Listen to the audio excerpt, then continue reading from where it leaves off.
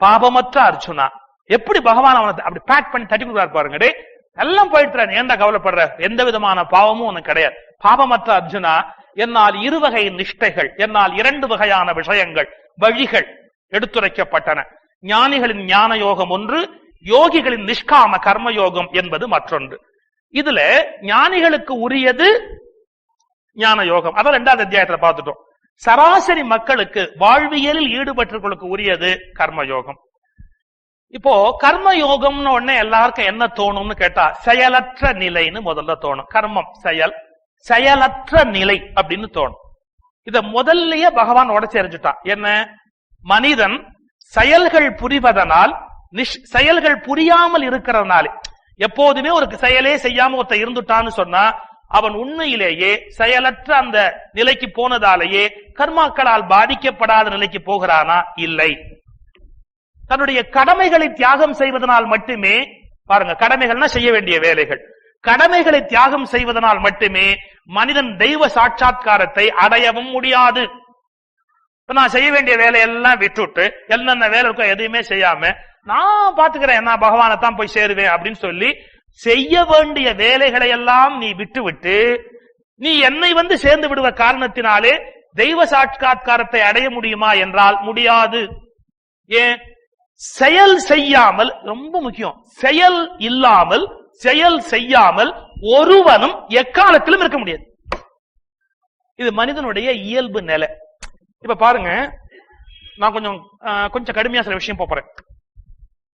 நல்ல engineering college, BTech இந்த மாதிரி படிக்கிற சில பிள்ளைகள் படிப்பை விட்டுட்டு சில ஆசிரமத்துக்கு போய் ஜாயின் பண்றான்.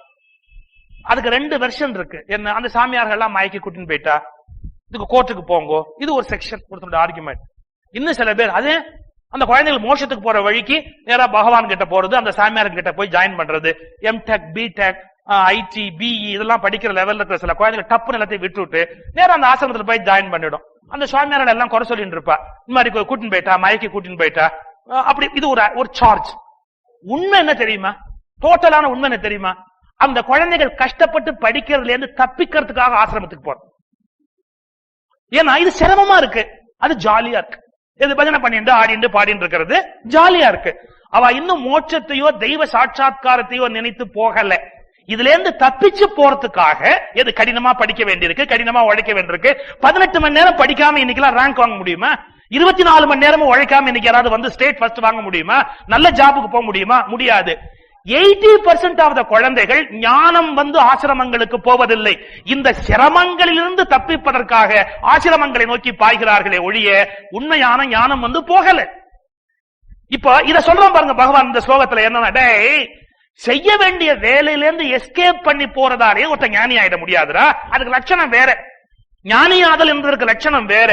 ஆனா செயல் செய்யாமலேயே அப்படியே உட்கார்ந்து இருந்துட்டா ஒரு மனுஷன் வந்து கடவுள் ஆயிடுவான், தெய்வ சாட்சா்காரத்தை அடைவான்னு நினைக்காது. 2க்கும் வித்தியாசம் இருக்கு.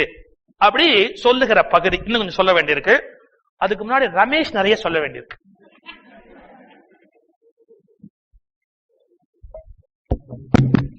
Hari Om. We are grateful to Sri Muttaya and family for jointly sponsoring today's program along with SA Foundation Janni Trust.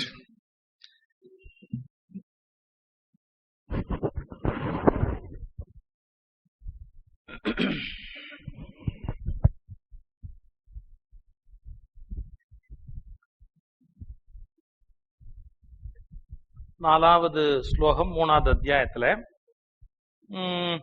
செயல்களை விட்டுவிடுவதாலே ஒருவன் தெய்வ சாட்சா்காரத்தை பெற்று விடுவதில்லை. நம்ம என்ன நினைக்கிறோம்? இந்த செயல்கள் தான் நம்மளெல்லாம் பந்தப்படுத்துறது, இந்த செயல்கள் எல்லாம் நான் விட்டுவிட்டா பரவாயில்ல, இந்த செயல்கள் எல்லாம் விட்டுவிட்டா நான் பகவானை போய் அடைஞ்சிட முடியும் அப்படிங்கிற எண்ணத்துல என்ன சொல்றோம்? செயலை சபிக்கிறோம். என்ன தலையெழுத்தா இருக்கு? காலம்புரை எழுச்சி இந்த மாதிரி எல்லாம் குழந்தைகளுக்கு வடிச்சு கூட்டி ஒவ்வொருத்தருமே அவ செயலை எவ்வளவு சபிக்கிறா தெரியுமா? நீங்க ஆண்களை கேளுங்க, என்ன சார் லைஃப் எல்லாம் எப்படி அப்படி. அதை ஏன் கேக்குறீங்க? தப்புதான். அதை ஏன் கேக்குறீங்க? என்ன என்ன என்ன என்ன காலம்பரை எழுந்திருச்சு, ஒரு காலம்பரை எழுந்திருக்கவே கஷ்டமா இருக்கான். சரி எழுந்திருக்காத போயிடு. அப்புறம் காலம்பரை எழுந்துருச்சு, பல்ல தேய்ச்சு, சரி முடிஞ்சா தேய், முடியலன்னா விட்டுட்டு போ. இல்ல காலம்பரை 16, சாயங்காலம் 16, ஷோட்டசி காலம்பரை 16, சாயங்காலம் 16, தேய்ச்சுக்கோ. மத்தவாளுக்கு தான் கஷ்டம். காலம்பரை எழுந்துச்சு, பல்ல தேய்ச்சு, இவ குடுக்கிற காஃபிய குடிச்சு, அதான் சிக்கல். அப்புறம் என்ன, ஐய காலம்பரை அதே ஆபீஸுக்கு போய், டெய்லி வெவ்வேறு ஆபீஸ் போக முடியுமா? காலம்பரை அதே ஆபீஸுக்கு போய் அதே சீட்ல உட்காந்து, டெய்லி வெவ்வேறு சீட் போட முடியுமா? அதே ஆபீஸ்ல போய் அதே சீட்ல உட்காந்து அதே கையெழுத்தை போட்டு, வேற ஒருத்தங்க கையெழுத்து போடு, அப்புறம் தெரியும் உன்னை கொண்டு போய் எங்க வைப்பான்னு. அதே ஆபீஸுக்கு போய் அதே சீட்ல உட்காந்து அதே கையெழுத்தை போட்டுட்டு அதே சம்பளத்தை வாங்கிட்டு அதே வீட்டுக்கு வர வேண்டியிருக்கேன். கடைசி வருத்தம், அதே வீட்டுக்கு வர வேண்டியிருக்கேன் அப்படின்னு வருத்தப்படுறான். யாரு? இவன். சரி, அந்த அம்மா காலம்பரை 8:45 மணிக்கு இவரும் குழந்தைகளும் போயிட்டா ஒன்னும் வேலை கிடையாது. 8:45 அந்த நாய் வண்டி வரும். நாய் வண்டி எங்களோட ஸ்கூல் பஸ்ஸுக்கு போயிரு. அது ரெண்டையும் ஏத்தி அனுப்பிச்சாச்சுன்னா பிரச்சனையே கிடையாது. 8:45, 8:50 இவன் போயிடுவான், ஒரு பெட்டி தூக்கின்னு போயிடுவான். நீ சாயங்காலம் 5:30 மணி வரைக்கும் விடுதலை விடுதலை விடுதலைன்னு பாட வேண்டியதுதான். ஒரு விதமான நம்மை பிடித்த பிசாசுகள் போயின்னு நன்மை பெற்றோம் என்று கும்மியடின்னு பாரதியார் பாடல பாடிட்டு சந்தோஷமா 5:30 வரைக்கும் ஒண்ணும் இல்ல. சரி, அந்த அம்மா சந்தோஷமா இருக்கால, கேளுங்க, என்னம்மா லைஃப் எல்லாம் எப்படி இருக்கு? ஏன் கேக்குறீங்க? ஏன்? ஐயோ, காலையில 6 மணிக்கெல்லாம் அந்த மனுஷனுக்கு காஃபி வேணும். இவருக்கு 6 மணிக்கெல்லாம் காஃபி வேணும்னா 5:30 நான் எழுந்திருச்சு ஃபில்டர் போட்டாதான் ஃபர்ஸ்ட் டிகாஷன்ல நான் குடிச்சுட்டு செகண்ட் டிகாஷன்ல அந்த மனுஷன் கொடுக்க முடியும்.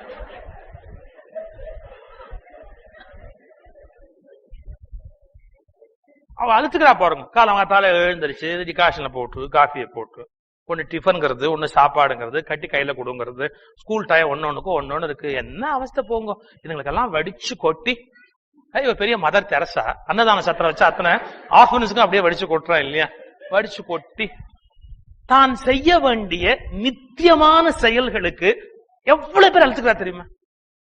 படிக்க வேண்டியிருக்கேன்னு குழந்தைக்கு பிடிக்கல, படிக்க வேண்டியிருக்கு, கோவம் வருது. அதுக்கு வேலை செய்ய வேண்டியிருக்கே, ஆம்பளை கோவம் வருது. சமையல் பண்ண வேண்டியிருக்கே, பெண்களுக்கு கோவம் வருது. எதுவுமே செய்யாம இருந்துட்டா பரவாயில்ல, 6 வாயில கொண்டாந்து ஊட்டிட்டா பரவாயில்ல. கடைசியா என்ன, எல்லாருக்கும் சாமியார் ஆயிடலாமா ஆசை வந்து. இப்ப சாமியார் சமைக்க வேண்டாம், யாராவது சாப்பாடு போடுவா, யாராவது கொண்டாந்து பணம் கொடுப்பா, யாராவது கொண்டாந்து பால் காணிக்க வைப்பா. இப்படி பாருங்க, நான் எல்லாம் வீடெல்லாம் ஆசிரமம் ஆக்கிடலாமா தான் பாக்குறேன். வேலை செய்யறதுக்கு யாருக்கு இஷ்டம் இருக்கு? உழைக்கிறதுக்கு யாருக்கு இஷ்டம் இருக்கு? சம்பாதிக்கிறதுக்கு யாருக்கு இஷ்டம் இருக்கு? வேலை செய்ய வேண்டியிருக்கு, கஷ்டமா இருக்கு. இப்போ செயல்களை விட்டு விடுவதாலேயே நீ பெரிய ஞானி ஆட முடியுமா? தெய்வ சாட்சாத்காரத்தை அடைய முடியுமா? முடியாது. ஏன் முடியாது தெரியுமா? நீ என்னதான் இந்த செயல்களை விட்டுட்டாலும் செயல் இன்றி மனம் இருந்து பழக்கப்படாது. நீ இந்த வேலையை விட்டுட்டேன்னா என்ன பண்ண போறேன்னா இதை விட மோசமான வேலையை பண்ணிட்டு இருப்ப. என்ன மோசமான? ஏத்தாத்துக்கு 6 வரா, சில பேருக்கு இதுவே வேலை. அவத்துக்கு 6 மணிக்கு அவர் வந்தார், 8:45 மணி வரைக்கும் அவருக்கு அங்க என்ன வேலை? இது உனக்கு என்ன வேலை? இது ஒண்ணுமே வேலை இல்லை. இது வேலை இருந்தாலும் ஏதாவது உள்ள போய் ஏதாவது வேலை பண்ணா, வேலையும் இல்லையா? வந்து உட்காந்து மொத்தமா ஏத்து விட்ட கவனிச்சு, பக்கத்து விட்ட கவனிச்சு, இது என்னன்னா இது என்ன சமையல் பண்றதை விட மோசம் இல்லையா? அது 6 வீட்டு சமாச்சாரம் எப்படி போனா நமக்கு என்ன ஒரு விவேகம் வேண்டாமா? இது வேண்டாத மனசுல எவ்வளவு கீழான எண்ணங்கள் வர்றது. இதனால யோசிச்சு பாருங்க. இதை விட அது தேவையில்லை. அது வந்து சாம்பார் புளி ரசம் அதோடய போயிடும். இது அதை விட மோசமான எண்ணம்னா போயிட்டு இருக்கு மனசுக்குள்ள. இப்ப சொல்றேன், மனித மனம் எண்ணங்கள் இன்று இராது. எண்ணங்கள் தான் செயலின் வேர் அல்லது வித்து.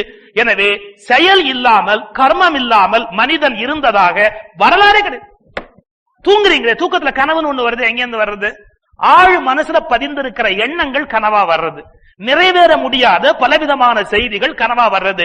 அப்ப அது அவ்வளவு என்னன்னா மனதில் பதிந்திருக்கிற எண்ணங்கள், செயல்பட விழைகிற எண்ணங்கள் கனவாகவாவது செயல்பட்டு விடுகின்றன. சோ நீங்க என்ன விரும்பினாலும் எவ்வளவு பேசினாலும் மனிதன் கர்மாக்களில் இருந்து விலகவே முடியாது. விலகிறதா சொல்லிட்டு போறா பல பேர், அவ விலகிறதே இல்லை. இதை விட்டுட்டு இன்னொன்னு போய் உட்கார்ந்துருக்காரு மனசு. பகவான் ராமகிருஷ்ணன் ஒரு பயங்கரமான கதை சொல்வார். ஒரு சாது எதிர் வீட்டுல ஒரு தாசி.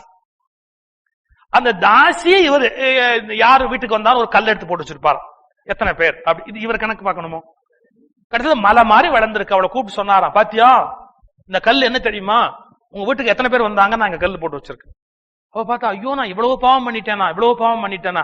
அவ அழுதா. கதை ரொம்ப வேடிக்கையா இருக்கு. முடிஞ்ச எல்லாம் மேல போற போது அந்த தாசிக்கு மோட்சம் கிடைச்சுதான். ஏன் அப்படின்னா, நான் பாவம் பண்ணிட்டேனே பகவானே, நான் பாவம் பண்ணிட்டேனேன்னு அவள் தவறான வாழ்க்கையில் இருந்த போதும் பகவத் சிந்தனையோடய இருந்திருக்கா. இவர் துறவியா இருந்தவர், அவ வீட்டுக்கு ஆறு வந்தா போனான்னு கல்ல போட்டு போட்டு போட்டு இவர் நரகத்துக்கு போனார்னு ராமகிருஷ்ணர் கதை சொல்றார். யோசிச்சு பாருங்க. இது அப்போ மனம் ஏதேனும் ஒரு விஷயத்தில் எண்ணிக்கொண்டே இருக்கிறது, ஏதோ ஒரு சிந்தனையில் லயித்துக் கொண்டே இருக்கிறது. எனவே கர்மங்களில் இருந்து நாம் விடுபடுதல் என்பது சாத்தியம் இல்லை. இதுக்கு அது எவ்வளவு தேவையில்லை இல்லையா? வேறு வகையான கர்மங்களையா செய்து கொண்டிருக்கலாமே. ஒன் சரி, அப்ப கர்மயோகம்ங்கிறது எங்க ஸ்டார்ட் ஆகுது? செயலில் இருந்து விடுபடுவது அல்ல. எதுல இருந்து விடுபடணும்? ரொம்ப அழகான விஷயம். இதுவரையில் உலகம் சிந்தித்தறியாத ஒரு பேர் உண்மையை கீதை உலகத்துக்கு கொடுக்கிறது. இதான் கீதையினுடைய ஸ்பெஷாலிட்டி. இது எசன்ஸ் ஆஃப் கீதா. என்ன? இதுவரைக்கும் உலகத்துல எத்தனை தர்ம நூல்கள் ஞான நூல்கள் எல்லாம் சொல்லாத விஷயத்தை கீதை தான் ஃபர்ஸ்ட் டிக்ளேர் பண்றது. எப்படின்னா, நீ செயலில் இருந்து விலக முடியாது. செயலில் இருந்து விலகுவது முடியவே முடியாது. Not the absence of the doing. செயலில் இருந்து விலக முடியாது. அப்புறம் என்னன்னா, ஆனால் செயல் செய்பவன் நான் என்ற எண்ணத்தில் இருக்கிற பார், அதுல இருந்து வித்ரா பண்ணு. எப்படி சொல்லலாம் தெரியுமா? இது not the absence of the doing but the absence of the doer. இன்னும் கொஞ்சம் சொல்லுவோம். கர்மங்களிலிருந்து விடுதலை அல்ல, கர்மத்தை நடத்து. பாருங்க, கர்மத்தை நடத்து, கர்த்தாவை விரட்டு. நான் கர்த்தா அப்படின்னு நினைக்கிற பாத்தியா, அந்த நான் கர்த்தாங்கிறத மட்டும் வெளியில எடுத்துடு. கர்த்தாவை விரட்டு, கர்மத்தை நடத்து. அப்ப யார் கர்த்தா?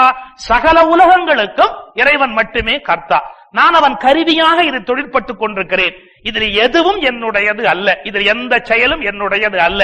எனவே செயலிலிருந்து விலகாதே, ஆனால் செயல் செய்கிறவன் நான் என்ற எண்ணத்திலிருந்து விலகு. அப்ப என்ன நன்மைனா, செயல் கர்மம் என்ற நிலையில் இருந்து யஜ்ஞம் என்ற நிலைக்கு அது உயர்ந்து விடுகிறது. ஏன்? நானும் நீங்க வித்ரா பண்ணியாச்சுன்னா எல்லா செயலும் யஜ்ஞமாக மாறிவிடுகிறது. அதுக்கப்புறம் அது யாகம். ஏன்னா நான் எடுத்தாச்சு, அது உள்ளே இருந்து எடுத்தாச்சு. அதன் பிறகு அது இனி செயல் அல்ல, அது யாகமாக யஜ்ஞமாக மாறிவிடுகிறது. இப்போ இறைவன் தானே எல்லாத்துக்கும் கர்த்தா. விஷ்ணு சஹஸ்ர கரணம் கர்த்தா வரது இல்லையா? இறைவன் தானே எல்லாத்துக்குமே கர்த்தாவா இருக்கிறான், மூல கர்த்தா. அத ஒரு வினாடி நாம உணர்ந்து, சரி அவருடைய ரெப்ரசன்டேட்டிவ் நம்ம மூலமா இந்த வேலையை, இன்னும் நம்ம மூலமானு கூட இல்ல, நான்கிறதே அங்க கிடையாது. அபிராமி அந்தாதிய அபிராம் பற்ற எழுதுறாரு. நீரா எழுது நீர்னு கேட்டா அவர் என்ன சொல்றாரு? நான் எழுதல, என் நாத்தங்கு புன்மொழின்னு. இது எங்கெந்தோ வந்தது, என் நாக்குல கொஞ்ச நேரம் உட்கார்ந்து உங்ககிட்ட பாட்டா வந்துடுத்து. என் நாத்தங்கு புன்மொழி ஏறியவாறு நகை உடைத்தே. நான் இதை செய்யல, என் மூலமா அவர் செஞ்சார் அப்படின்னு. சார் நீங்க சொல்றதெல்லாம் இந்த சமயம் சார்ந்த புருடாவா இருக்கு. பெரிய ஞானிகள் இவாள்லாம் எழுதலாம் எழுதி விட்டு நான் ஒன்னும் எழுதலேங்கிறா. சயின்டிபிக்கா சொல்லுங்க. Ready ready. நோபல் பிரைஸ் வாங்கினாலே மேடம் கியூரி, அந்த அம்மா பல மாசமா மண்டையை உடைச்சிருந்தா ஒரு விஷயத்துக்கு. என்னன்னா, ஒரு லெவலுக்கு மேல அவளால அந்த ரிசர்ச்சை கொண்டு போக முடியல. பெரிய டவுட் அவளுக்கு. திரும்பி திரும்பி திரும்பி திரும்பி திரும்பி திரும்பி குழப்பம் வருது அவளுக்கு. அப்ப என்ன பண்ணினா, ஒரு நாள் முடியவே இல்லை அவளால, அழுகழுகையா வருது அவளுக்கு. ஒரு எல்லைக்கு மேல போக முடியல அவளால. அந்த எல்லா காகிதத்தையும் அள்ளி அப்படியே டேபிள்ல போட்டுட்டு எழுதி இந்த எல்லாத்தையும் போட்டு முடியாம அப்படியே சாஞ்சு படுத்து தூங்கிட்டா. மறுநாள் காலம்பரை எழுந்துருச்சு. அப்படி போய் டேபிள்ல பார்த்த போது அவளுக்கு ஒரு பெரிய சர்ப்ரைஸ். என்னன்னா, எங்கெங்க முட்டி மோதி விளக்கம் கிடைக்காம இருந்ததோ அதுக்கான ஆன்சர்ஸ் எழுதப்பட்டிருக்கு. அவ அப்படியே ஸ்டன் ஆயிட்டா. அவ என்ன பண்ணினா, வாசலுக்கு வாசக்கதவெல்லாம் தாப்பா போட்டிருக்கான்னு பார்த்தா. யாராலும் உள்ள எழுதிட்டு போயிட்டாளோ அப்படிங்கிற ஐடியால முதல்ல போய் ஜன்னல் வாசல் தாப்பா எல்லாம் போட்டிருக்கான்னு பார்த்தா. எல்லாம் போட்டிருக்கு. அப்புறம் அவளுக்கு ஒரு கியூரியாசிட்டி, என்ன எல்லாம்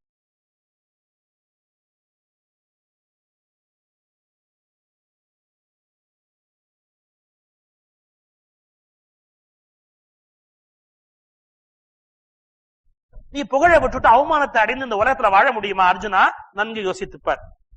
அப்புறம் நீ இந்த போற நீ ஞானத்தால விட்டு கொடுக்குறேங்கிற. என்ன ஞானம்? அதெல்லாம் கொல்லக்கூடாது, இதெல்லாம் தர்மத்துக்கு விரோதம், இப்படி எல்லாம் என்கிட்ட பேசுனேன். இதெல்லாம் ஊர் நம்புமா? ஊர் நம்புமா? வாண்டா நீ விட்டு கொடுத்துருக்கிறேன்னு யாரா நம்புவார்களா?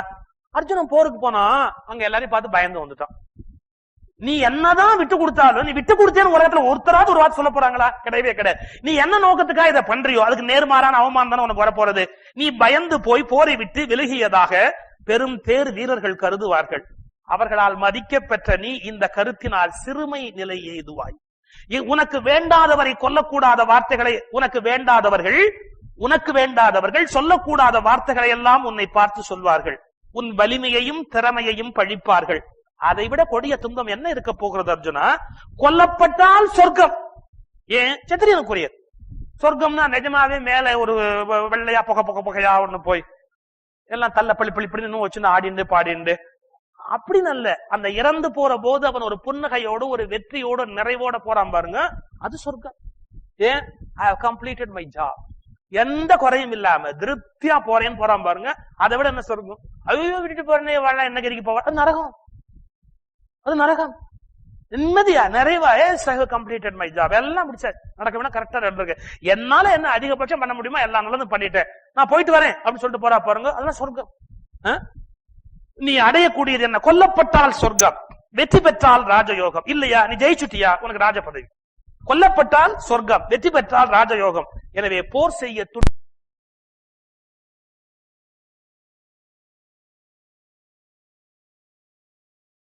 24 மணி நேரம் அப்படியே இருந்த, அதான் வித்தியாசம். பிரம்மத்திலேயே ஆழ்ந்திருந்த. எனவே விஞ்ஞானமோ மெய்ஞானமோ சந்திக்க முடியாததல்ல, அது ஒரு புள்ளியில சந்திக்கிறது. செயலை துறப்பதால அல்ல, அந்த செயல் நான் செய்வதல்ல, இன்னொன்று என் மூலம் நடத்தி கொண்டிருக்கிறது.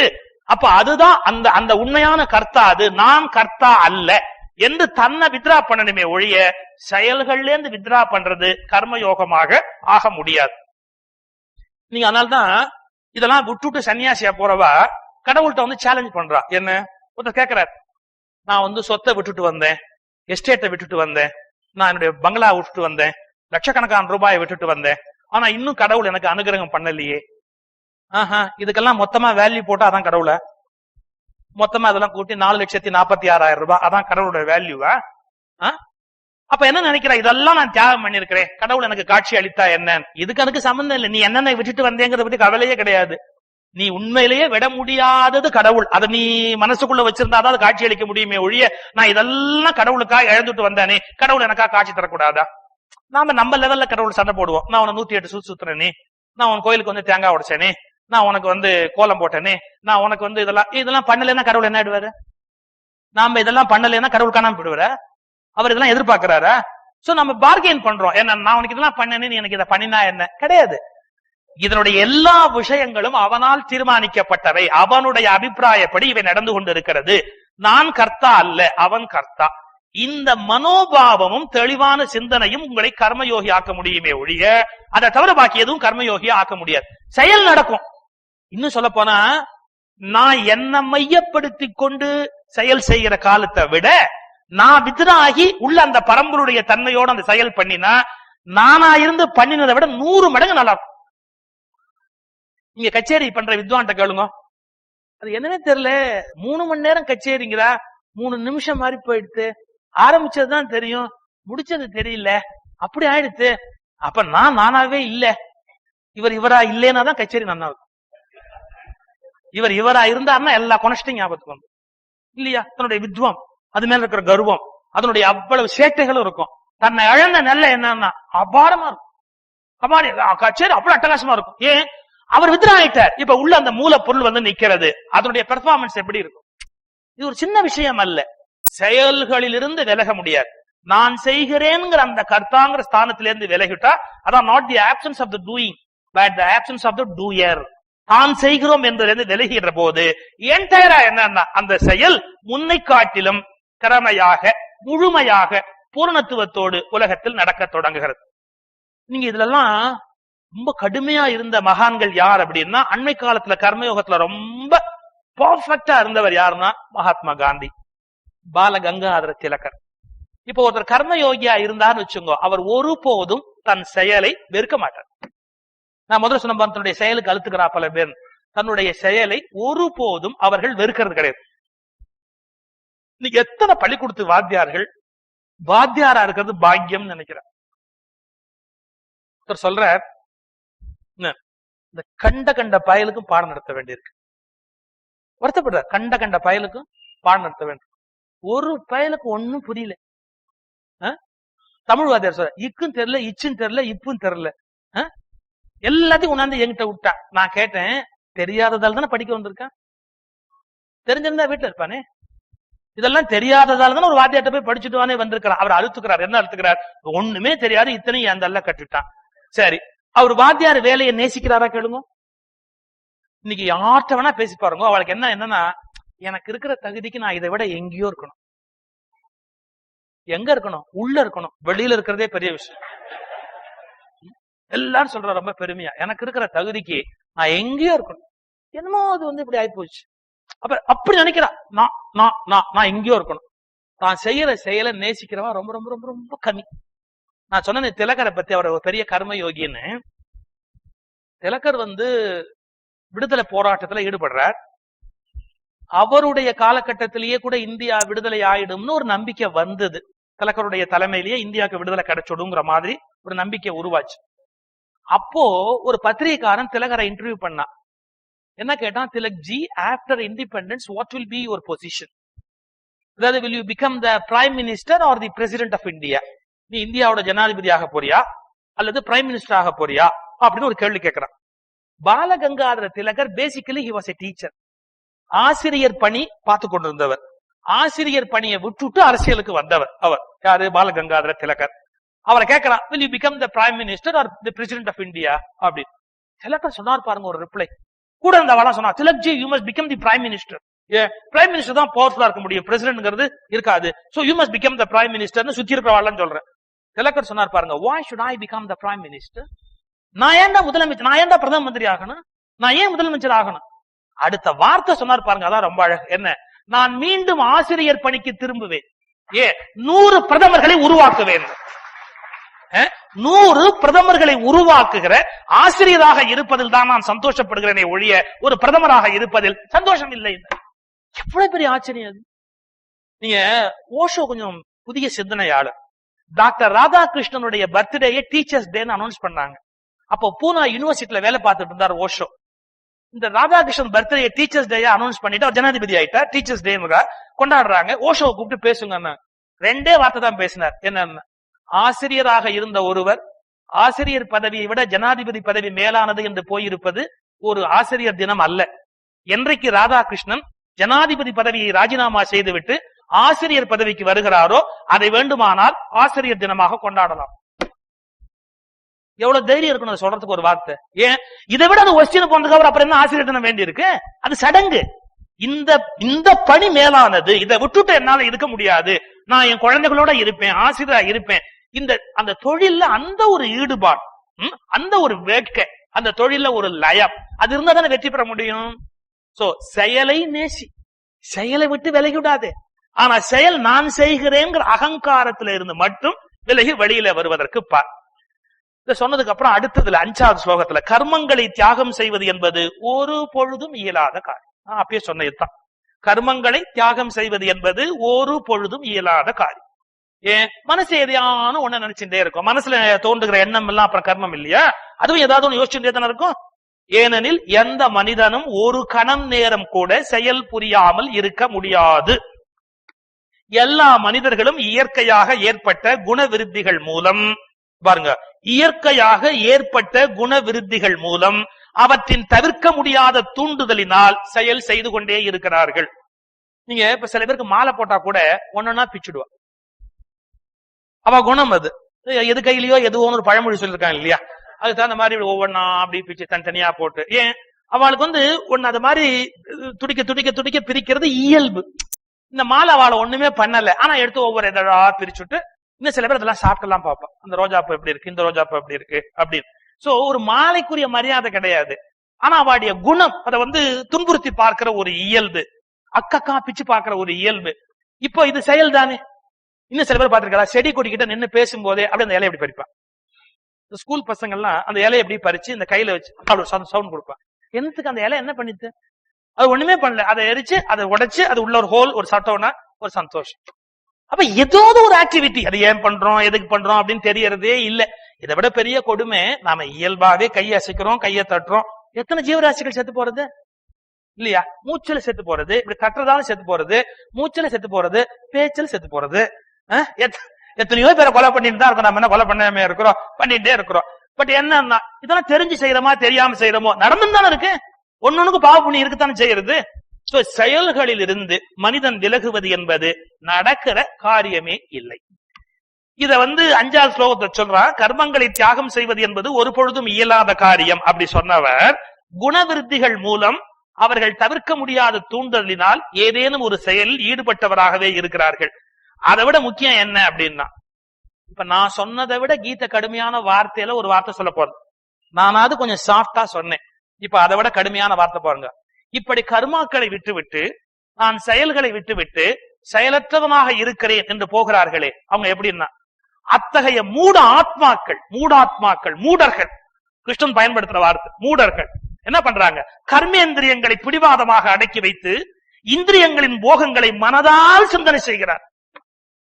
24 மணி நேரம் மனசு அதையே நினைச்சுட்டு இருக்கு. ஆனா வெளியில என்ன தான் எல்லாத்தையும் விட்டுட்டு ஒரு மாதிரி ஒரு ஷோ, நான் அதெல்லாம் விட்டு விலகிட்டேன் அப்படிங்கிற மாதிரி ஒரு இயல்பு. நீங்க எத்தனையோ வகையில சன்னியாசம் ஆசிரமத்துக்கு போயிருப்பா, 24 மணி நேரம் சாப்பாட்டை பத்தியே கவலைப்படுவார். அது என்னாச்சு, அது எப்படி இருக்கு, இது என்னாச்சு. நான் ஒரு மடத்துல உட்கார்ந்துருக்கேன், நான் பேர் சொல்ல முடியாது, உட்கார்ந்துருக்கிறேன். வரிசையா ஏத்தாப்புல கொண்டாந்து எல்லாம் இந்த லிஸ்ட் வச்சு பொருள் எல்லாம் காட்டிட்டு இருந்தேன். இது என்ன இது என்ன இது என்ன அப்படின்னு. புண்ணாக்கு 2 கிலோன்னு காட்டினான். புண்ணாக்கு 2 கிலோ. நான் வேற ஒரு மடாதிபதியோட போயிருக்கிறேன், அவர் கூட கூட்டின்னு போயிருந்தார். அவரும் பேசுறதுக்காக இருந்தாங்க. என்னையும் உள்ள பரவாயில்ல இரு அப்படின்னு 1 கிலோ புண்ணாக்கு 2 கிலோ புண்ணாக்கு எல்லாம் காமிச்சிட்டு இருந்தா. என் கூட வந்தவர் கேட்டார், இதெல்லாம் என்ன அப்படின்னார். இல்ல 7-8 பேர்கிட்ட ஒரே பொருளையே வாங்கி ஏமாத்தி விடுறாங்க, அதனால எல்லாத்தையும் நானே செக் பண்றேன். ஒரு மடாதிபதியோட வேலையா புண்ணாக்கெல்லாம் செக் பண்றது? அவர்கிட்ட வர்ற புண்ணாக்கையெல்லாம் ஞானியாக்க வேண்டிய வேலையை விட்டுட்டு ஞானி புண்ணாக்கோட உட்கார்ந்துட்டு இருந்தான்னு வச்சுங்க, இது என்ன கதிக்கு போறது? 1 கிலோ புண்ணாக்கு காட்டு, ரைட் 1 கிலோ புண்ணாக்கு. இன்னொரு மடத்துக்கு போயிருந்தேன், தென்னை மரத்துல இருந்து விழுந்த தேங்காயை எண்ணிட்டு இருந்தாரு. எவ்வளவு தேங்காய் கீழே வர்றது அப்படின்னு. ஏமாத்துறாங்கப்பா, தேங்காயை ஏமாத்துறாங்க. அப்ப பாருங்க, நம்ம சராசரி மனுஷன் எப்படி பொருள் மேல பற்று வைத்துக் கொண்டு துன்பப்பட்டு கொண்டிருக்கிறோமோ அதே மாதிரி அவங்களும் அங்க போய் உட்காந்து தென்னை மரத்துல விழுந்ததா, புண்ணாக்கு போச்சா, அது போச்சா, இது போச்சான்னா வேஸ்ட் வேஸ்ட் வேஸ்ட். லைஃப சன்னியாசங்கிற பேர்ல போயிட்டு அடைய வேண்டிய அந்த ஞான எல்லைக்கு போகாம சராசரி சம்சாரியை விட கீழான மனோநிலையில சஞ்சரிக்கிறார். இத நான் சொல்லியிருந்தா பரவாயில்ல. கீதையில பகவான் சொன்னான், இவர்கள் மூடர்கள். ஏன் வாழ்க்கையை தொலைச்சுட்டா, பெரிய பேர் உண்மையை இழந்துட்டா, அடைய வேண்டிய உண்மையை அடையாம இந்த கர்மாக்களை விட்டு விலகி போயிட்டதால சன்னியாசம் ஆயிடாது. ஏன்? இவர்கள் கர்மேந்திரியங்களை பிடிவாதமாக அடக்கி வெளியில இருந்து பாக்குறதுக்கு எல்லாத்தையும் கஷ்டப்பட்டு எல்லாம் அடக்குகிறார்கள். ஆனா ஆழ் மனதில் அந்த ஆசைகள், அந்த வாசனைகள், அந்த விருப்பங்கள் இன்னியும் போகுது. அவங்களுக்கு ஞானம் சித்திக்காது. ஞானம் சித்திப்பதற்கு வாய்ப்பு கிடையாது. ஏன்? மனசுதான் பிரதானம், இந்திரியங்கள் செகண்டரி. நாம சொன்னதை கேட்டு ஒருத்தன் தப்பு பண்றான் அப்படின்னா அவனுக்கு என்ன இருக்கு? சொன்னவன் யாரும் அவன் தானே மகாபாவி. மனசு சொல்றது இந்த தப்ப பண்ணு அப்படின்னு. கண்ணு பாக்குறது, கண்ணு தானாவா பாத்துடுமா? இப்ப 1000 பேர் இருக்கிறா, கண்ணு இப்படி இருக்கும், எங்க பாக்குறேன்னா அப்படின்னா என்ன? மனசு கண்ணு வழியா லைச்சாதான் பார்க்க முடியுமே ஒழிய கண்ணு தனியா பார்க்க முடியாது. அப்போ மனம்தான் பார்க்கறதுக்கு காரணம், கண்ணு வெறும் கருவி, அது 2ஆம் பட்சம். வெளியில இருந்து இந்திரியங்களை அடக்கி விட்டாப்புல நம்ம இந்திரியங்களை ஜெயிச்சிட முடியுமா? முடியாது.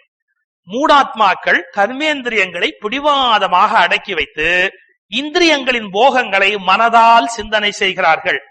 அடுத்தது நான் சொன்னதுக்கு இந்த இதுல இருந்து எடுத்துக்கொண்ட வார்த்தை தான், அவர்களை போலியான ஆசார சீலர்கள், கபட சன்னியாசிகள் என்று கூறலாம். அவர்களை கபட சன்னியாசிகள் என்று கூறலாம். இப்ப கொஞ்சம் மேல போவோம். செயலற்ற மனிதன் யாராவது ஒருத்தன் இருக்கிறானா அப்படின்னு பார்த்தா, செயலற்ற மனிதன் ஆபத்தானவன். ஏன்? செயல் செய்யறவன் கூட செயலை கழிச்சு விடுறான், செயல் செய்யாதவன் ஃப்ரெஷ்ஷா பாவம் பண்றான்.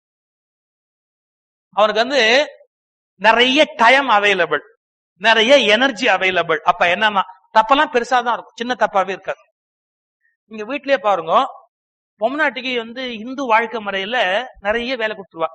நம்ம சமையல் முறையே எப்படின்னு கேட்டா, பெண்கள் கிச்சனை விட்டு வெளியே வராதபடி பண்ணி இருக்கிற ஒரு ஏற்பாடு.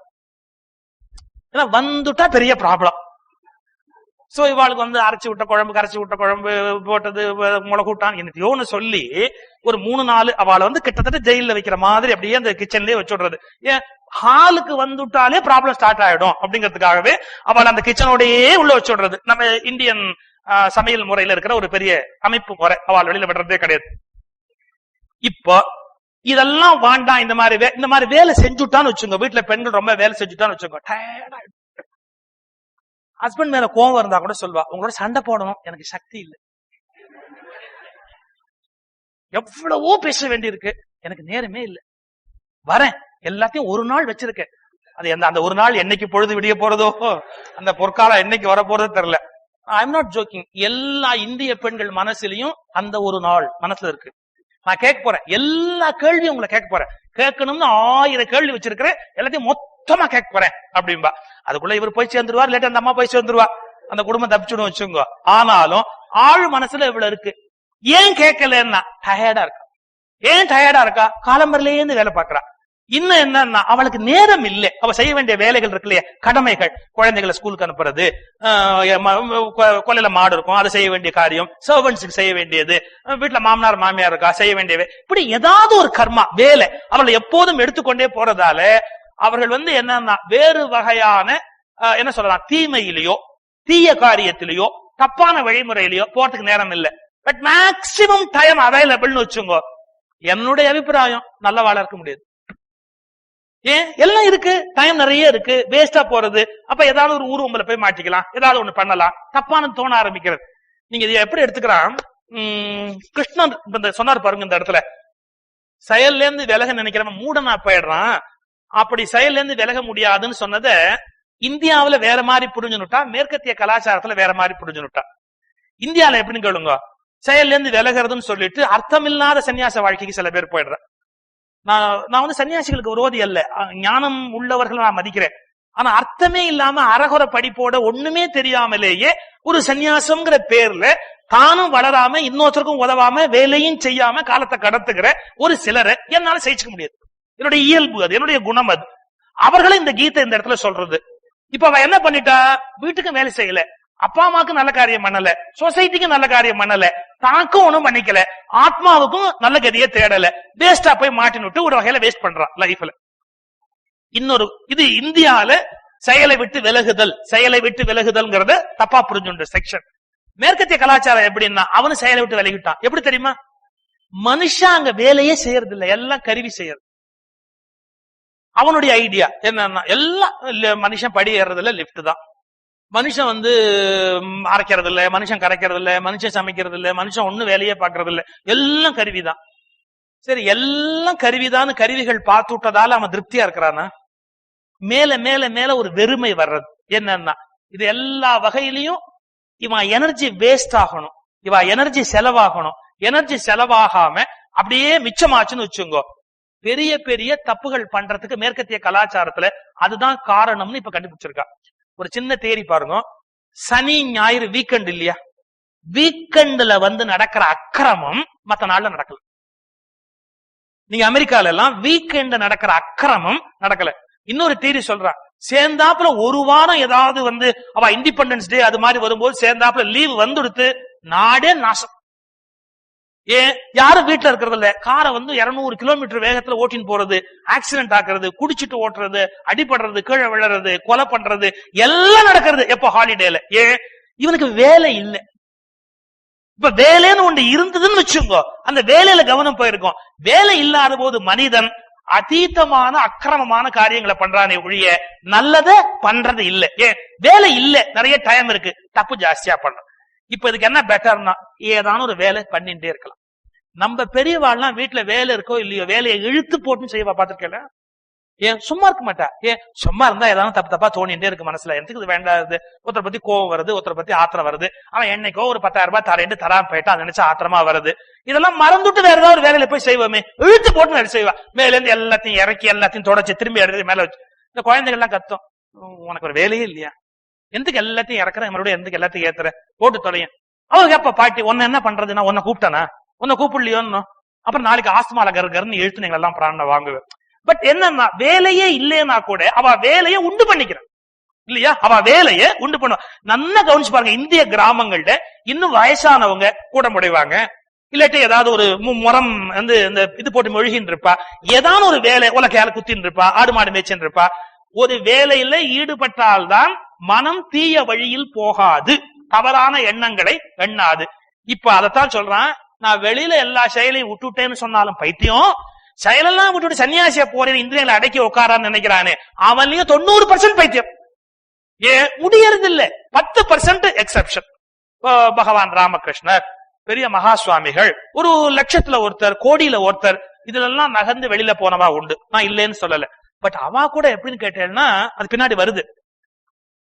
அவர்களுக்குன்னு கர்மா கிடையாது. பட் அவ பிரசன்ஸ் எல்லாரையும் கர்மா செய்ய வச்சிடும். அதான் ரொம்ப ஆச்சரியம். இப்போ முன்னெல்லாம் கிராமங்கள் ரொம்ப க்ஷீணிச்சு போயிருந்த காலத்துல காஞ்சி மகா சுவாமிகள் 100 ஆண்டு கண்ட ஞான தீபம். அவர் என்ன பண்ணுவார், ஒரு கிராமத்துக்கு யாத்திரை வரார் அப்படின்ன உடனே அந்த கோயிலை புதுப்பிப்பா. அங்க ஒரு பஜனை ஏற்பாடு பண்ணுவா. அவர் வராருன்னு ஒரு யாகம் பண்ணுவா. அப்புறம் ஒரு வராரேங்கிறதுக்காக அந்த கோயிலில் இருக்க முள் செடி கிடி எல்லாத்தையும் எடுத்து பண்ணுவா. அப்புறம் அங்க எந்தெந்த குழந்தைகளை பூணல் போடல எல்லாத்துக்கும் போட்டுருவா. பெரியவா வர்றா, கேட்டுட்டா என்ன பண்றது அப்படின்னு. இப்ப யோசிச்சுங்க, அவர்களுக்கு என்று எந்த கர்மமும் இல்லை. ஆனால் அவர்கள் வருகை எல்லா கர்மங்களையும் நடத்திவிட்டது. அது எப்படின்னா, காலையில சூரியன் உதயமாறது, உதயமான உடனே பூ பூக்கிறது, குயில் கூவுறது, சூரியன் உதயமான உடனே எல்லா செடிகளும் தலை விரிக்கிறது, எல்லா நிகழ்வுகளும் நடக்கிறது. பட் இதெல்லாம் நடத்தணும்னா சூரியன் வந்தது இல்ல. அதன் வருகை மாத்திரமே, அதன் பிரசன்னம் மாத்திரமே எல்லோரையும் கர்மத்தில் ஈடுபட்டு விட்டது போல ஞான சூரியனாகிய தபஸ்விகளுடைய வருகை எல்லோரையும் அவரவர் கர்மத்தில் ஈடுபடுத்திவிடும். சோ அவளுக்குன்னு கர்மம் கிடையாது. பட் எல்லாரையும் அவ கர்மம் செய்யும்படியாக அவர்கள் வைத்து விடுகிறார்கள். அது பிழை அல்ல. ஏன்னா எல்லாத்துக்கும் மாஸ்டர்ஸ், எல்லாருக்கும் இயக்க வேண்டிய வழிமுறையில வழிகாட்டியாக இருக்கிறார்கள். மற்றவர்களை பத்தி நான் சொல்றேன். எப்படி சொல்றேன்னா, தானும் உயர்றது இல்ல, தன்னையும் வளர்த்துக்கிறது இல்ல, தன்னுடைய வாழ்க்கையும் வீணாய் கொடுறது, வேலை செய்யாம இருக்க ட்ரை பண்ணி சோம்பேறியா போய் மனசுல தவறான எண்ணங்கள் வந்து வாழ்க்கையை தொலைத்து தலை முழுகிற வேலையை செய்கிறார். இதத்தான் இந்த 6வது ஆசார சீலர்கள், கபட சன்னியாசிகள். இந்த வார்த்தையை அப்படியே கீதை யூஸ் பண்றது. இத்தகைய கபட சன்னியாசிகள் செயலற்றவர்கள் அல்ல. அவர்கள் பொய்மையினால் உலகத்தையும் தங்களையும் பாழாக்கி கொள்ளுகிறார்கள். இதுக்கு அடுத்தாப்புல சொல்றான், ஹே அர்ஜுனா, எவன் தன் மனத்தினால் இந்திரியங்களை கட்டுப்படுத்தி ஆசையற்ற பற்றற்ற கர்ம இந்திரியங்களின் மூலம் கர்மயோகத்தை அனுசரிக்கிறானோ அவன் சிரேஷ்டமானவன். இந்திரியங்களை கட்டுப்படுத்துறதுனா எப்படி? நம்முடைய மெய்வாய், கண், மூக்கு, செவி, இது 5ஐயும் கட்டுப்படுத்துறது அவ்வளவு சுலபம் இல்லை. அதனுடைய அதன் மூலமாக நமக்கு கொடுக்க வேண்டிய சுகங்களையும் துக்கங்களையும் கொடுத்துட்டே இருக்கும். பக்கத்து வீட்டுல யாரோ ஒண்ணு பேசிக்கிறா, இந்த காது சொல்லும், கொஞ்சம் ஒட்டுக்கேள. இந்த காதை கொண்டு போய் வச்சு மெதுவாங்க என்ன நடக்கிறதுன்னு கேட்பான். தெருவில் யாரோ சண்டை போட்டுக்குவா, இறங்கி போய் என்னன்னு கேட்பான். நம்ம கிணத்துக்கு அது தெருவில் யாரோ அடிச்சுக்கிறான், அங்க போய் என்ன 2 பேரும் சேர்ந்து இவன் அடிப்பான்.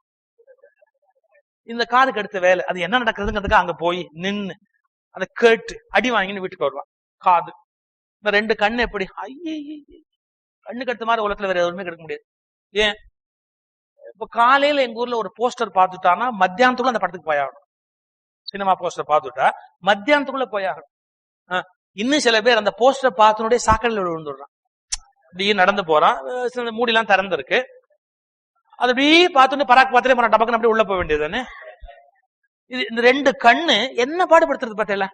கண்ணு, காது, வாய். வாய் 2 வகையா கெடுக்கும். என்னன்னா, திங்கப்படாத தின்னு கெடுக்கும், பேசப்படாத பேசி கெடுக்கும். அதுக்கு 2.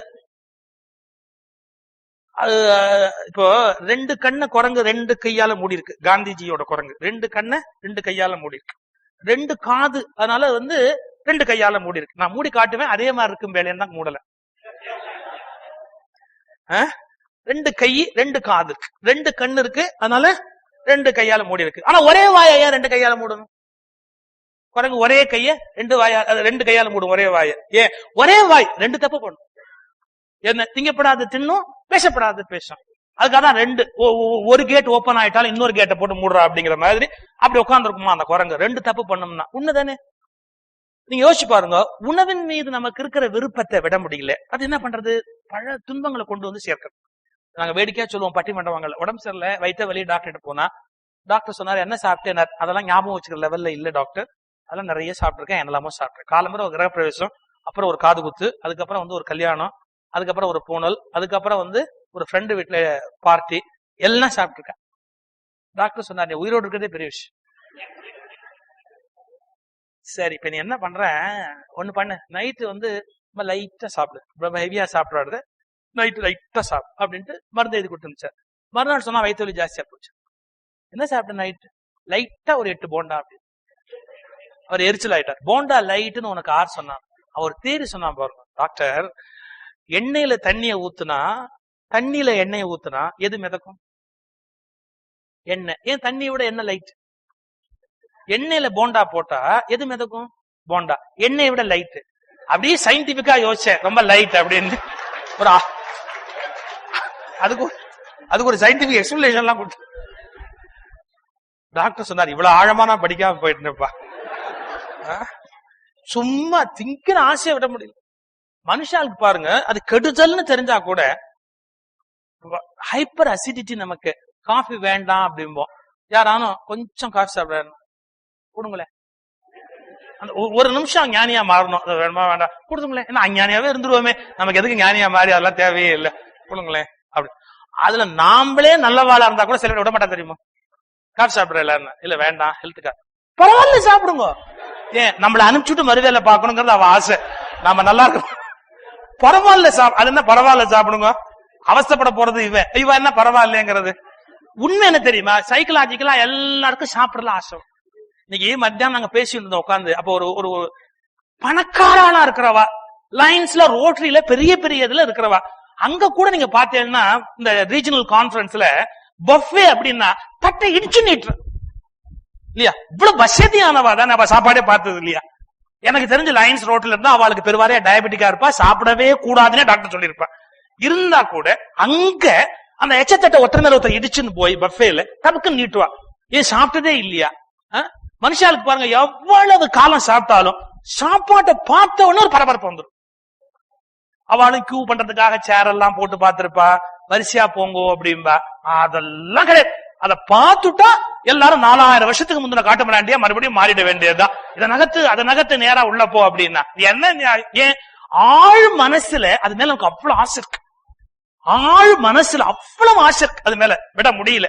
எவ்வளவு காலமாயும் நம்மால அதை விட முடியல. 5 பொறிகள் வழியாக அனுபவிக்கிற இந்திரிய சுகங்கள். என்ன சொல்றா, இந்த விலங்குகளாவது ஒவ்வொரு இந்திரியத்துலதான் சிக்கும். பாத்திருக்கேல, மீன் எப்படி அழியறது அப்படின்னா, மீன் என்ன பண்ணும், அப்படி நீந்துட்டே வரும். மீனுக்கு இப்படி தூண்டில்னு ஒண்ணு போடுவான்.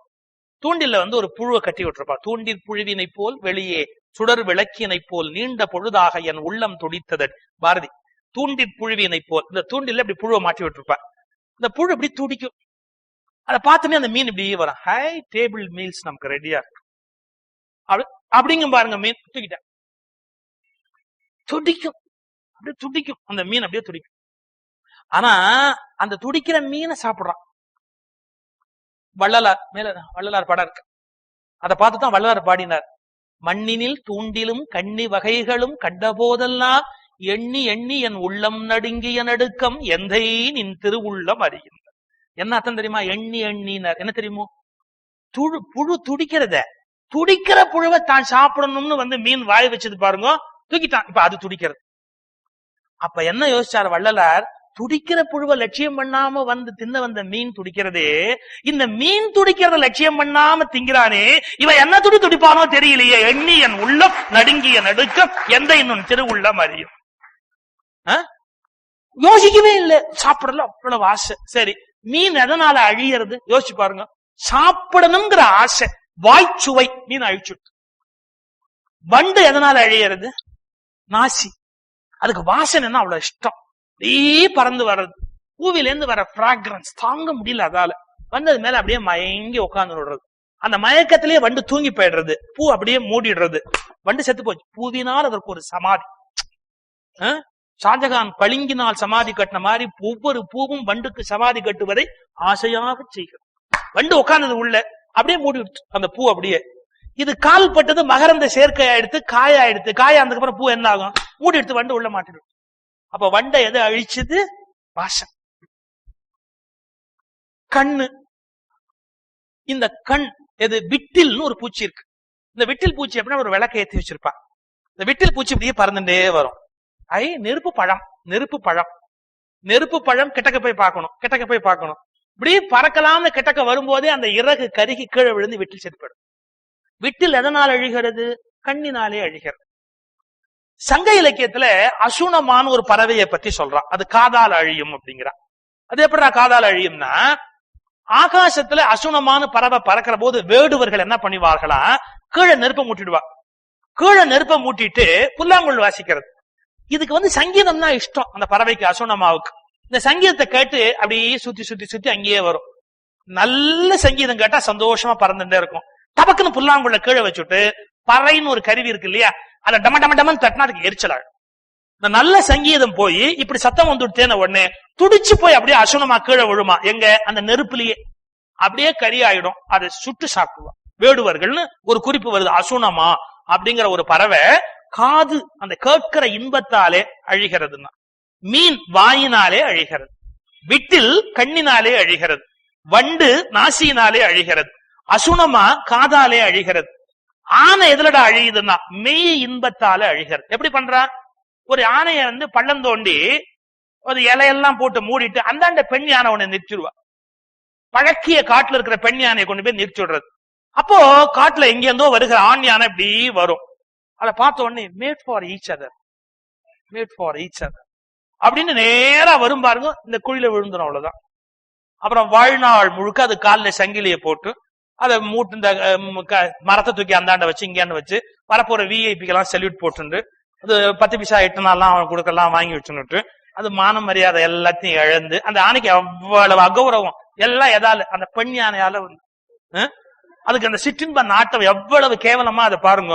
வரவன் எல்லாம் முதுகு மேல தூக்கி வச்சுட்டு காட்டுக்குள்ள எல்லாம் போய் சுத்தி காமிச்சுட்டு இது எவ்வளவு கேவலமா போயிடுத்து.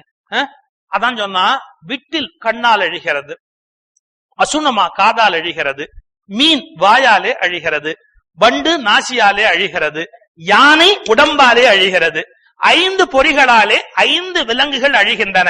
ஆனா மனுஷன் எப்படின்னா அவையெல்லாம் பரவாயில்லை, ஒன்றால் தான் அழியும், 5ஆலும் அழிகிறவன் மனிதன். அப்படி இவன் என்னன்னா ஏதானும் ஒண்ணு மாட்டினுடுவான். ஒண்ணு கண்ணாலேயோ காதாலேயோ மூக்காலேயோ ஏதாவது ஒன்னாலேயோ மாட்டினுட்டு வாழ்நாள் முழுக்க துன்பப்படுறான். அப்ப இந்த இந்திரியங்கள் பொறிப்புலன்கள் மனிதனை அதை நோக்கி இட்டு செல்லுகின்றன. சரி, அதை அடக்கணும்னா என்ன பண்றது? கண்ணை அடைக்கிற முடியுமா? அழகான காட்சியெல்லாம் பார்க்கப்படாதுன்னு கண்ணை அப்படி பிடுங்கி போட்டுட்டாப்புல அழக பார்க்கிற உணர்வு போயிடுமா? அழக பார்க்க கூடாதுன்னு கண்ணை பிடுங்கி விடலாம், ஆனா அழக பற்றிய சிந்தனையே கொண்டு கொண்டிருக்கும் இல்லையா? நீங்க எதையும் கேட்க கூடாதுன்னு காதுல பஞ்ச வச்சுன்னுட்டா உள்ளுக்குள்ளேயே உங்களுக்கு பாட்டு ஓடும். திரும்பி திரும்பி திரும்பி திரும்பி மனசுக்குள்ளே இருந்தே அந்த பாட்டு ஓடிக்கொண்டே இருக்கும். ஒரு பழமொழி சொல்லுவாங்க, ஏதான் நினைக்க கூடாதுன்னு சொல்லி நினைச்சுட்டே இருப்போம். மருந்த கையில கொடுத்துட்டு குரங்க நினைக்காது அப்படின்னா, ஜன்னல்ல குரங்கு, சமையல் உள்ள குரங்கு, எங்க பார்த்தாலும் குரங்கு குரங்கு குரங்கு குரங்கு ஓடிண்டே இருக்கும். அந்த எண்ணம் அப்படியே தான் போகும், முடிவே இல்லை. அப்போ எதெல்லாம் வேண்டான்னு பொறிப்புலன்களை வென்றாலும் உள்ளுக்குள்ளே இருந்து அதே தாகம், அதே மோகம், அதே வேகம். இது என்னடா பண்ணணும் அப்படின்னா, உன் மனசை விழிப்படையவை. இந்த இந்திரியங்களை எல்லாம் அடக்க முடியாது, பட் ஒரு விழிப்பு அடைஞ்சுட்டா அது என்ன ஆகிறது?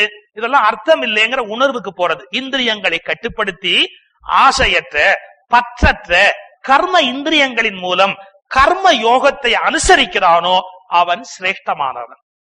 லைஃப்லயே இருக்கணும், குடும்பத்திலேயே இருக்கலாம், செய்ய வேண்டிய வேலைகளை செய்யலாம், குழந்தை குட்டிகளோட வாழலாம். ஆனா என்ன அப்படின்னா, மோகம் அப்படிங்கிறது இல்லாம அது அதனுடைய இயல்புக்கு ஏற்ற சரியான வாழ்க்கை முறையை வைத்துக் கொண்டு இந்த இந்திரியங்களுக்கு வசப்படாமல் மனதை தன் நிர்வாகத்தில் எவன் வைத்திருக்கிறானோ அவன் சிரேஷ்டமானவன், உயர்ந்தவன் என்று பகவான் இந்த ஸ்லோகத்துல சொல்ற. கொஞ்சம் யோசிக்கணும், இந்திரியங்களை எல்லாம் வெல்லுவதுன்னா எப்படி முடியும்? எல்லாரும் தபஸ்வியா ஞானி ஆயிட முடியுமா? சின்ன முயற்சி. நாம எப்பவுமே உடம்பு சொன்னதை கேட்டிருக்கோமே ஒழிய நாம என்ன சொல்றோமோ அதை உடம்பு என்னைக்கு கேட்க போறது? ஒரு சின்ன விஷயம். உடம்பு திடீர்னு சொல்லும் பசிக்கிறது. அப்படி நீங்க என்ன சொல்லி கொடுத்துருக்கா நமக்கு தெரியுமோ? பசிக்கிறதுன்னு ஒண்ணு உடல்ல ஆசிட் சுரந்துடும், அந்த ஆசிட் அப்படியே விட்டா குடலையே ஓட்டையாக்கிடும். அதனால அந்த மாதிரி ஒரு தாட் வந்துட்டா உடனே சாப்பிடும். இப்பவே நான் அந்த வார்த்தையை சொன்ன உடனே சில பேருக்கு ஆசிட் சுரந்துடும். பெரிய சிக்கல். அதை பத்தி சொன்ன உடனே அந்த டக்குன்னு அந்த நிகழ்வு நிகழ்ந்துடும். ரைட், நமக்கு எல்லாம் என்ன சொல்ல தெரியுமா? ஆசிட் சுரந்துட்டு விட்டுட்டா குடல் ஓட்டையா போயிடும். ஆசிட் சுரக்காமையே பசி எப்படி கண்ட்ரோல் பண்ணலாம்? என்னன்னா உடம்பு சொல்லும் எனக்கு இப்ப பசிக்கிறதுன்னு. அப்ப நாம என்ன சொல்லணும் தெரியுமா அந்த உடம்பு கிட்ட? புரியுது புரியுது, உனக்கு பசிக்குதுன்னு தெரியும், ஆனா நான் சாப்பிடறதா இல்லை. என்ன அர்த்தம்? என்னுடைய பொறி, என்னுடைய ஊழியன், நான் தான் எஜமான். அந்த நான் என்னுடைய அறிவு, என்னுடைய 5 பொறியும் என்னுடைய ஊழியன், 5 வேலைக்காரன், ஒரு எஜமானன். எது? என்னுடைய அறிவு. நான் சொல்லணும் என்னன்னா, எனக்கு தெரியும் உனக்கு 8 மணி ஆனா பசி வரும்னு தெரியும், பட் இன்னைக்கு நான் சாப்பிடறதா இல்ல. புரியுறதா? இன்னைக்கு நான் சாப்பிடறதா இல்ல. என்னன்னா ஆசிட் சுரக்காது, அதுக்கப்புறம் சுரக்காது. ஒண்ணு குழந்தைகள் கொஞ்ச நேரம் அழும், அப்பா கண்டிப்பா தரமாட்டாருன்னா இந்த ஆளுக்கு ஒரு வேலை இல்லைன்னு போயிடும். அது நடக்காது. அப்பா ஐயோ ரொம்ப கஷ்டமான மனுஷன் அப்படின்னு பேசாம போயிடும். நம்ம சொல்றத குழந்தைகள் கேட்கணும்னு நம்ம எதிர்பார்க்கிறோமே, நாம சொல்றத நம்ம உடம்பு கேட்கணும்னு எதிர்பார்த்தோமா? கர்ம இந்திரியங்களை வசப்படுத்தினா என்னன்னா உடம்பு சொல்றத கேட்கிற வேலைக்காரனா நாம இருக்கிறோமே ஒழிய, நாம சொல்றத கேட்கிற வேலைக்காரனா உடம்ப மாத்தினோமா? பாரதி பாடுறா, விசை உறும் பண்டினை போல் வேண்டிய படி செல்லும் உடல் கேட்டு. நான் என்ன சொல்றனோ அதை என் உடம்பு கேட்கணும் அப்படின்னு பாரதி பாடுறான். உடல் யாசிக்கிறது. நாம் உடலை எதிர்த்து கட்டளை இட்டது உண்டா? திடீர்னு உடம்பு சொல்லும் என்னன்னா தூக்கம் வர்றது. நீங்க என்ன பண்றோம்? தூக்கம் வருது, படுத்துக்கலாம் வா, டக்குன்னு அப்படியே தூங்க போயிடுறோம். ஒரு நாள் தூக்கம் வருதா? ஆமா, நான் இன்னைக்கு தூங்குறதா இல்ல. நீங்க யோசிப்பீங்க, நமக்கு நாமே பேசினா மத்தவாள்லாம் தப்பா நினைப்பாள. நினைச்சுட்டு பாரா, இல்லையா மட்டும் நம்மள என்ன தப்பா நினைக்காமையா இருக்கா? உள்ள இருந்து ஒரு குரல் கொடுக்கும், தூக்கம் வர்றதுன்னு. ரைட், 8:30 ஆயிட்டா அவனுக்கு தூக்கம் வரும், எனக்கு தெரியும். ஆனா இன்னைக்கு நான் தூங்குறதா இல்ல, புரிஞ்சுக்கோ அப்படின்னா உடம்பு சொன்னதை கேட்க ஆரம்பிக்கும். அதான் உடம்போட இயல்பு. ஆச்சரியம், நாம எஜமானனாவே இல்ல, வெளியில எல்லாம் எஜமானா இருக்கிறோம், ஆனா நமக்குள்ள நம்ம வேலைக்காரன். இதத்தான் சொல்றான், இந்திரியங்களை கட்டுப்படுத்தி நீ பாசா மாறு, எல்லாத்துக்கும் இன்ஸ்ட்ரக்ஷன் கொடு. போதும், இத்தனை மணிக்கு போறோம், நீ இதுக்கப்புறம் சாப்பிட்டது போறோம், நீ இதை செஞ்சது போறோம், நீ தூங்குனது போறோம், எழுந்திரி. இப்படி நமக்கு நாமே ஆட்டோ சஜஷன், உள்ளுக்குள்ள இன்ஸ்ட்ரக்ஷன் கொடுத்து பொறிப்புலன்களை நம்முடைய ஊழியர்களாக நம்முடைய கண்ட்ரோல்ல வரும். இது ஃபாரின்ல எல்லாம் ட்ரை பண்ணிருக்கா. எத்தனையோ மகான்களே அவருடைய சிஷ்யர்கள் கூட ட்ரெயின் பண்ற. ஒரு குருஜி ஏஃப்னு ஒருத்தர் இருந்தார். அவர் எப்படின்னு கேட்டா, தன்னுடைய சிஷ்யர் திடீர்னு என்ன பண்ணிருக்கலாம், திடீர்னு ஸ்டாப் அப்படி நிக்கணும். கண்ணு திறந்ததா கண்ணு திறந்து, பேச வாய திறந்தா பேச வாய திறந்து, ஒரு காலை தூக்கி இருந்தா காலை தூக்கி அப்படியே நிக்கணும். ஒரு 10 நிமிஷம் 15 நிமிஷம் அவர் சொல்ற வரைக்கும்.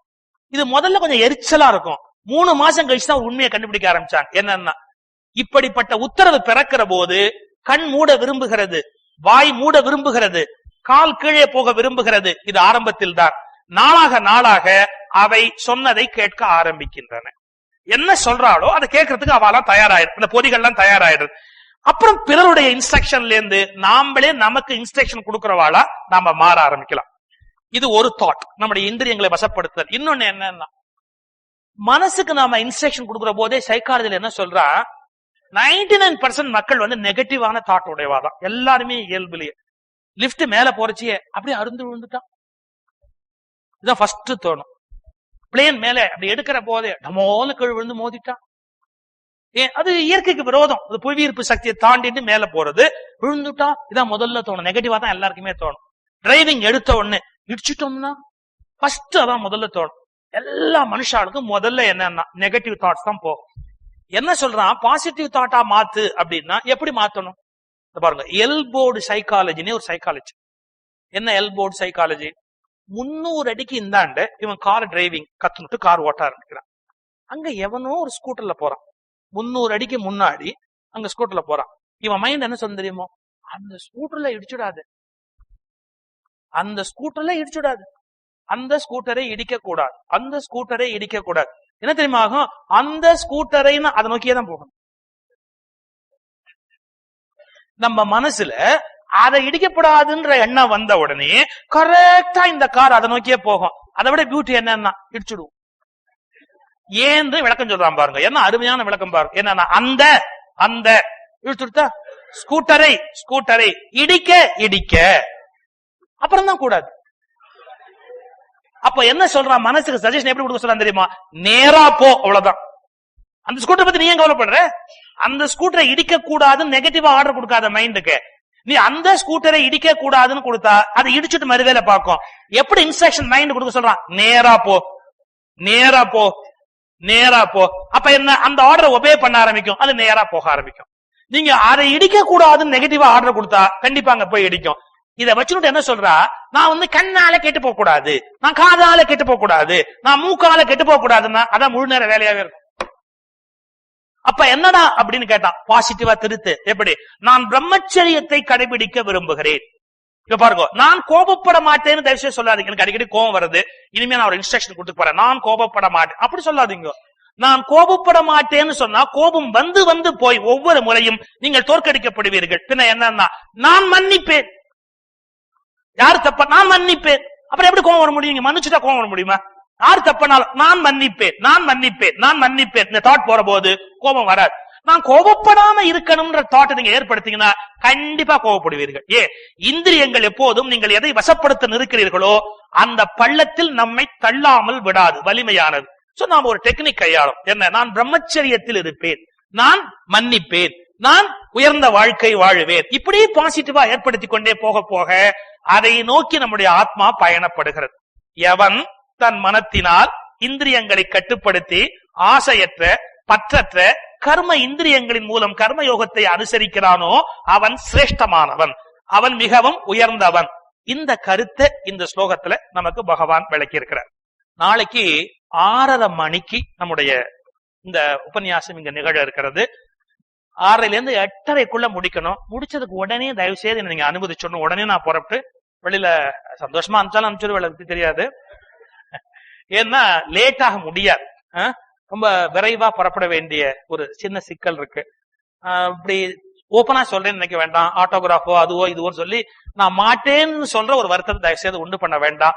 ஒரு 8:30 மணி ஆனோன்னு அப்படியே இறங்கி நான் புறப்படுற மாதிரி அன்பு கூர்ந்து அனுப்பி வைக்க வேணும்னு உங்களை பணிவோட கேட்டுக்கிறேன்.